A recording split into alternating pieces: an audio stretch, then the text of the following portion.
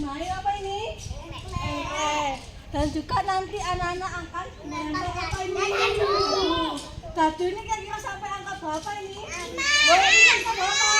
Tangannya loh kok 96, tangannya bagaimana? Cepat sama 5. Nanti anak-anak akan di sini ya. Nanti anak-anak akan di sini.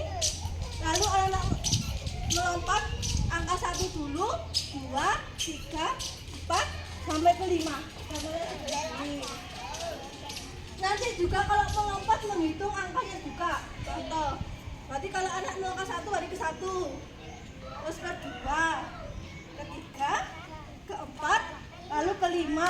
Nah, kalau sudah sampai ke 5, anak-anak akan melempar dadu. Contoh, kemana melempar?